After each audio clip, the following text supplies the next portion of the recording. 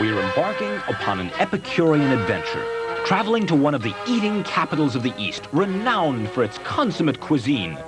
Welcome to Baltimore? Food, glorious food, eats right to the menu.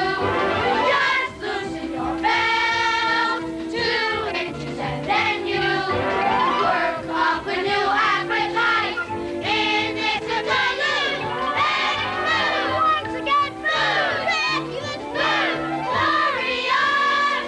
That's right, Baltimore is one of the most exciting eating spots in America. And Heritage Tours of Washington will willingly show you the top spots to stuff your face. $25 per person for a so-called Cook's Tour of Baltimore. Guide Naomi Gersham's first stop, Corned Beef Row.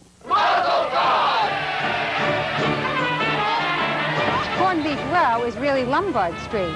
This street was once teeming with all kinds of shops, push carts, chickens, delicatessens, bakeries. And today there are very few remaining. But Atman's is one of the delis where you can still have a taste of what it used to be like in the old days. And the taste is exactly what you get on this Cook's Tour. A taste at every establishment you visit. All it requires is a little cash and a lot of appetite.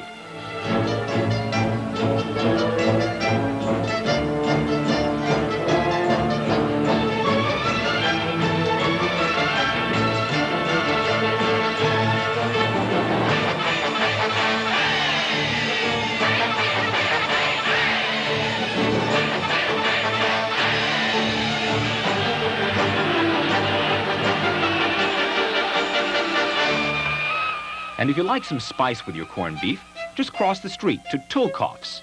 It's now one of the world's largest horseradish plants.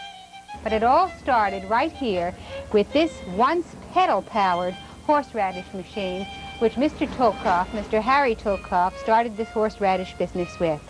His 2 sons and his son-in-law now run the business. And those are the folks that showed us around the plant.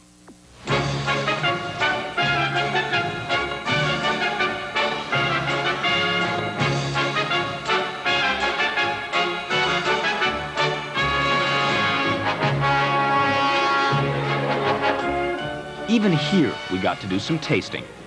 Folks, these are U.S. #1 horseradish roots, and what we do, we contract for these roots on many, many farms throughout the United States. We grow a lot of horseradish here on the eastern shore of Maryland, and we test the horseradish for their whiteness, their pungency, and their flavor to enhance your food. And the product is manufactured here and shipped all over the United States and all over the world. This is not one of the most delicate tastes on the tour, but a sliver of raw horseradish root is guaranteed to clear out your sinuses. By now, we are ready to bid a fond farewell to Corned Beef Row and head for Baltimore's famed fish market. Hard edged trout, lake trout, pogie meat, butterfish. The fish market has fish from all over the world, not just the particular area. It's flown in, it's packed in ice, it's very fresh, it's trucked in, it comes from the eastern shore. It's whatever is available at that particular time of the year.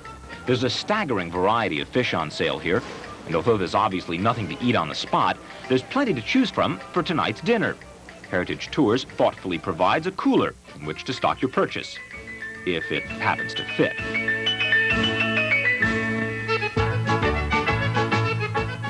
This is Little Italy, one of Baltimore's famous ethnic neighborhoods with probably more good Italian restaurants than any place, an area 4 by 4 blocks square. And here we visited Villege's Casa di Pasta, a pasta factory. As you can see, today they're preparing lasagna, and farther across the room, homemade spaghetti. Only 2 of the approximately 18 to 20 homemade Italian items that they make here every day.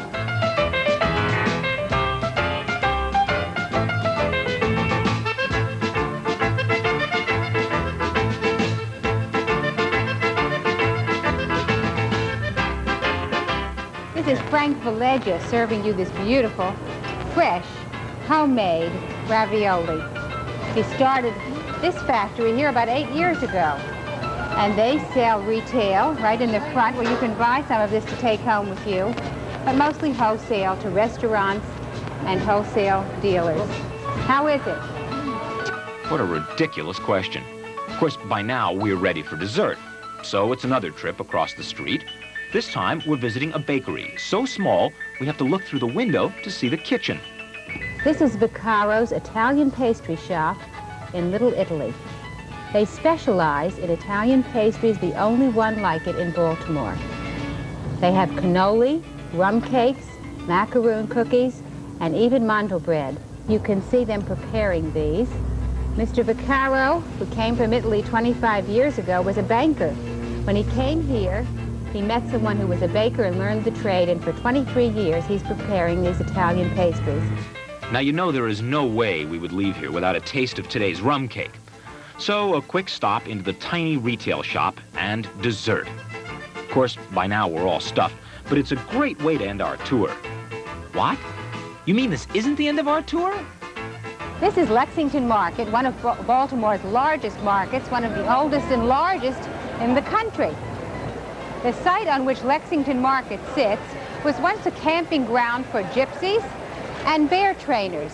If you look around you today, you see an endless array. Anything your heart desires, this is an eater's delight. And far be it for this eater to pass up any of these delicious delights. Big burritos, fresh corn, chewy baklava, generous gyros, frozen yogurt, delicious chitlins, and eclairs, and clams, and dogs, and chickens. Oh.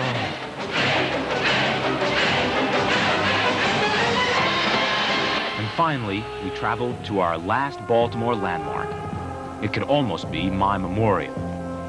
The last stop on our tour of Baltimore is a famous Baltimore landmark, the Roma-Celsa Tower. When we return, Dr. Renee Jenkins will have some very useful suggestions on weight reduction.